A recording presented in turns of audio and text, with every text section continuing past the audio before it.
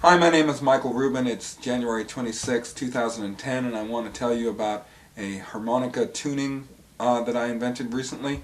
About a year ago, I was listening to a guitar player, and perhaps you've seen this before, where the guitar player is playing a melody, ba-da-da-da-da-da-da-da, and at the same time he's playing bass notes, bum, bum, bum, bum. So two things going at the same time. So this is my country guitar picking tuning harmonica, or Git Pickin Harp. Pat Misson built the harmonica, and if you ever want to go to a great website, patmisson.com, has all kinds of things harmonica. He's very encyclopedic, and he also has a listing of all of the known harmonica tunings. So if you're interested in this kind of stuff, he's the guy. So he built it for me, and behind the camera today is Lee Lateef with Poetic Productions. Thanks, Lee. It's a regular 10-hole diatonic harmonica, so these are the whole numbers, 1 through 10.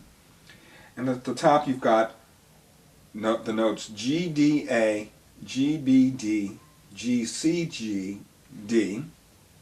And at the bottom you've got the draw notes. You've got G, D, A, C, E, F sharp, C, G, D. So how does it work?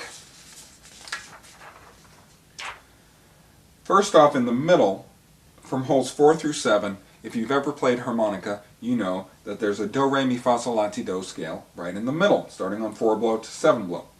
So it's the same thing as a regular harmonica. So this harmonica was built in the key of G, but you could build it in any key you want. G, A, B, C, D, E, and then draw blow F sharp G. So that's just like a standard tuned harmonica. Then, I don't know if you know, but it is possible to put your tongue on the harmonica and blow out of both sides of your mouth to get two notes that are far away from each other. For example, you could put your tongue on holes 2 and 3, blocking out the notes in holes 2 and 3, open your mouth wide enough to cover the holes 1 through 4, and play holes 1 blow and 4 blow, or holes 1 draw and 4 draw. Now what I'm trying to do with this tuning is play bass notes coupled with melody notes at the same time. So you may notice my bass note in hole number 1, blow, is G, and my draw note is also G. So you may say, why did I have a repeat note? So here's the blow, here's the draw, same note. Why? Because sometimes a melody note will be a blow note, and sometimes a melody note will be a draw note. Depending on the timing of the song, that melody note has to be coupled with the bass note G. So by making both the blow note and the draw note G, I enable you to couple either a blow note or a draw note melody note with a bass note. Now, in lots of styles of music, what the bass player does is he will arpeggiate the chord. So if the chord that the rhythm player is playing is a C major chord, the notes that the rhythm player plays all at the same time are C, E, and G. Well, often one of the ways that a bass player will arpeggiate the chord, arpeggiate means play the chord one note at a time, is he'll just play these two notes, C and G. If you look at the notes in a C major scale, do, re, mi, fa, sol, la, ti, do, the first note is C, and the fifth note, 1, 2, 3, 4, 5, is G. Those are the two notes that the bass player plays. So often people will say that the bass player is playing a 1 and then a 5.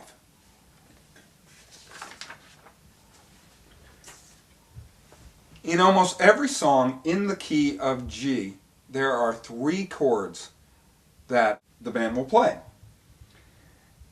Numerically, these chords are represented by Roman numerals, and they're called the 1, the 4, and the 5 chord. But in a song in the key of G, the 1 chord would be G, the 4 chord would be C, and the 5 chord would be D. These are the 3 most likely chords that are going to be played. Well, remember, the bass player plays the first note from the scale and the fifth note from the scale. In the G major scale, the first note is G, fifth note is D. In the C major scale, first note is C, fifth note is G, and in the D major scale, the first note is D, and the fifth note is A. Now I want you to notice that some of these notes appear in more than one chord. For example, the G note shows up in the G chord and the C chord. The D note shows up in the D chord, in the G chord and the D chord. So that really means that in order to supply the bass notes necessary for most songs in the key of G, you really only need 4 notes. You need a G, an A, C, and a D.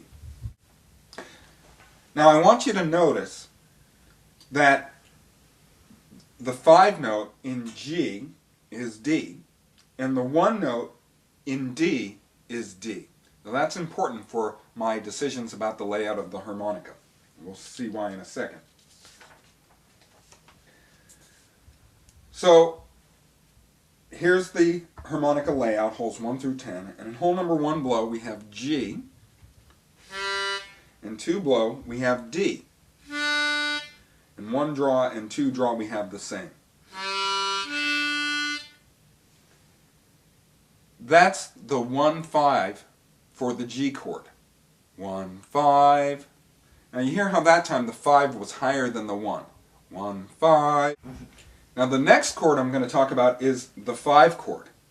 You may think that I would talk about the 4 chord next, but if you remember, the 5 note in the 1 chord is the same as the 1 note in the 5 chord. They're both D. So in terms of the layout, I put the 5 chord next to the 1 chord. So 2 blow is D, 2 draw is also D, and 3 blow is A, the 5 note in the D chord, and 3 draw is A, the same. Listen. 1-5. Now that time the 5 note was lower, so that's 2 different ways that bass players play. Sometimes they go higher, 1-5. Sometimes they go lower, 1-5. It just depends on the taste of the bass player.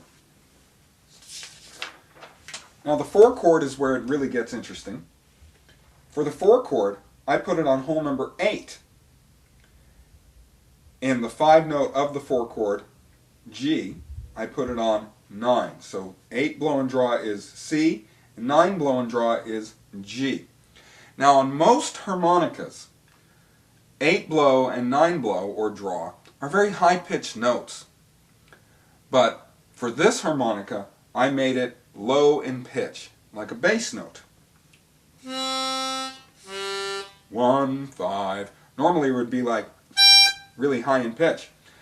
So in order to do this, I think what Pat Nissen did, and you'd have to talk to him, I think he took 2 harmonicas, broke them in half, and soldered the 2 of them together so you could get a low-pitched sound up high. I'm not exactly sure what he did.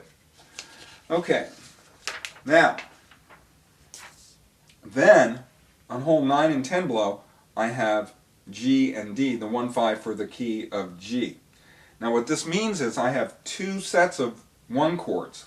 I have G and D in holes 1 and 2 blow, or draw, and G and D in holes 9 and 10 blow. And you may wonder, why did I do that?